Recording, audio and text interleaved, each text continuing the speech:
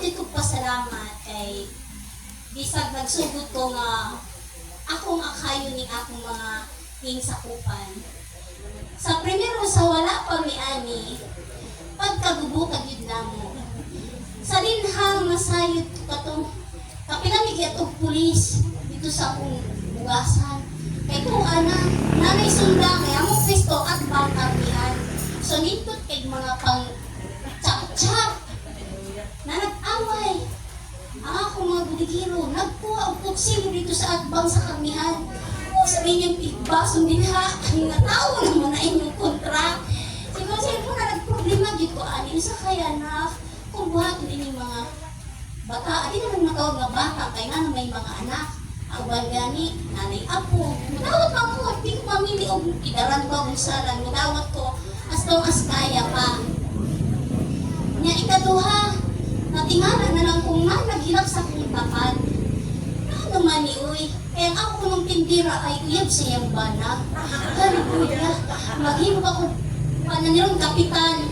Ako pa din ipatawag ang ilang ikaside. Ang side sa ilang binikanan, ang side sa ilang asawa, ang ilang mamana. Ako dito sayon sila diri sa balay.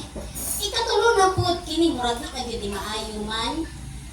May kalit-alanin go na po, dito sa ako Kay aming bugasan, akong pharmacy, nag-atbang naman, so nilabang. Kulong kay dugog diri sa ulo. Sus, kinag pinuspusay na day o bato. Hallelujah, kung isang kaanak ko ni. Dahil naiuban, mga third pa. Kaya syempre, sila magkakauban, tibok adlaw. Nagunay po sila buya-buya, bisag mga minyo na. Ito, hallelujah. Siko Lord, kahit ano ba ako? Sis, nakakilala kita na di na siya maayo, di sa tamuhis ka. Kaya syempre, makasasala sa puta, ang sila kay, wala pa sila'y kalibutan. Alam nilang mali, pero lami, kuno.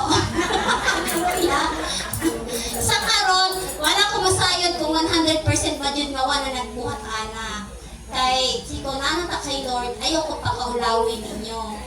Nag-antos ba yatabi sa kapoy pa mo sa tibok adlaw, nag-antos mo hakot o bugas o sa kanikarga ka na sultana, manghabwa pa mo, yung mo diretso tag-prayer meeting, ayaw ko siki yung tao na atong kahabo. Kung sa inyong napaminaw, ibutang sa kasing-kasing, niya magkaan na naman mo yung mga anak po, nga mabot ang panahon na sila'y magsunod ninyo, na nadunay sila'y makatunan ninyo, bahalang simple lang ang isulod, bahalang maingon lang ang pamalikas lang may number 1. Kasi syempre, merkado may.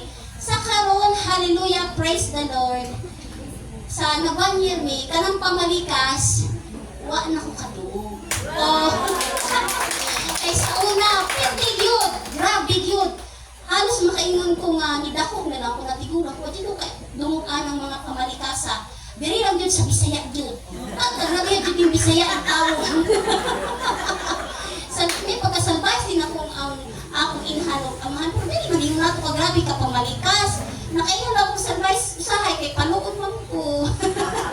Kay kulit man sad ko. Pero praise the Lord. Ay ko din siguro sila kay balo nga bati ka ng pamalikas. So, salamat sa Panginoon kay naay time, playback ni Brother Mike. Tulong ka speaker dyan ang akong gitaod. Bakery, grocery, o pharmacy. Sharo. So, naitay nga, sila yung mga problema, ako dyan tayo ni on-air ang playback ni Brother Mike. Hasta sila nga sa merkado, dungog yun. Niya sa una nga maglilibakay, kaya na sila dito. Parang kiti parang tamasayod ha, pero at least di na sila pare sa unang asaba, niyang pamalikas. Eto paano medyo, na-reduce na siya. Di ba tama kayo nga maka 100% na yun. O niya, nay, kusog kay manigarilyo dito, naobserbaran na ako. Makahurot yun siya sa kakaha sa usa ka adlaw. No, si Pagsa, grabe ka ayo. Ini, makita ko, anak ko daw ka no. Kasi tawag atong tikbalang. Natuan ako ng tikbalang, ay nag-ubok na po dito sa gawag sa tindahan. Dito siya mahimutang. Sa karon, wala no. Wala yun siya makuhaan. Maako kasi daw mag-share very good, mga ito, maulaw. Naiwan na ako mga bagong tindira kay ang mga uban, nawa ka eskwela, nag-prayer request sila. Ikibutang ninyo sa prayer request specific. Kung gusto niyo mo eskwela, ibutang diha. Kung gusto niyo magkauyak, ibutang sa kung wapo or kuan, ibutang. Sus karon sa pagtudlo jud na ako mga brothers and sisters, nawag ka naman ko tindira kay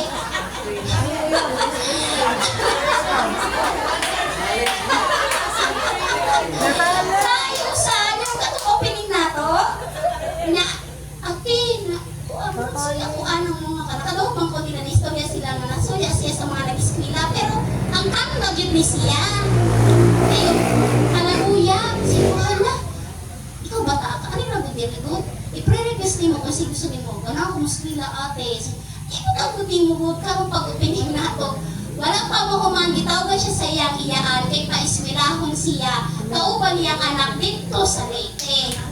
So nawat ka na tindira. Nya karon mo na sa pila na sila kabog dara mo sa o. Ani diri kay kami pa na mabot ko. Wala pa ganitong ayang mana pa nahulog gikan inanong katas nga lubi nahulog.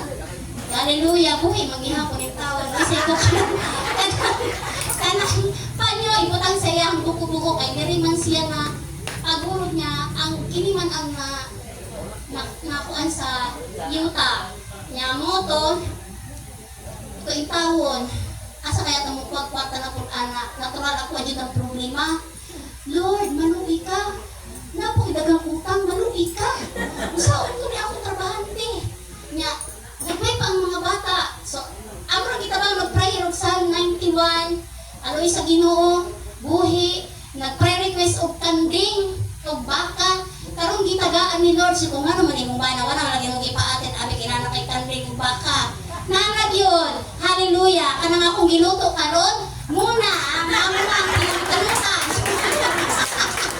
dara ako sa eskwela may hapon yung tanan. So, tindera din ko ni Ma'am Ampi sa Olympic. So, pagsugod na ako is like, baskwila ko na jud ko, pero like, dili bitaw siya ka ng sure. Kaya na naman po ko anak. Dahil, nung bulag mi sa akong bana. So, pag sugod na ko sa ila, dili pa ko sure ato ang eskwela ko. Then, muna to sige ko kuan. First na kong attend, ani nga, kuan, ano siya dahil, nagsige na kong suwat. Ang gigan pag una gyud ako attend hantod karon akong prayer request na jud is maka-eskwela ko ug makaya na ko ang upat ka tuig sa college. Then pagkato na ko after na nga sige na kog atin diri puros na bitaw mga good news, puros na maayo tanan nahitabo sa akong kinabuhi sukad nga naka-attend ko diri. Thank you ana ate. Kalungkot ko. Thank you ya sa dai. Kenapa malam satu daga maikot man siya mabarugo. Ayan, mo na to mga brothers and sisters. Maraming salamat Yahweh El Shaddai. Praise the Lord. Kung anak ka maayo ako Ginoo, diligid ka niya paksyaso to. Pero anay kinasing-dasing ka ng dugong ka niya. Nag-ingon ang Biblia na dugon sa Diyos ang paghampo sa taong makaro. Amen? So, tarong mo sa ako itong kinabuhi sa taong ngayon sa Ginoo. Amen? Lalakpak sa itong buhay na Diyos!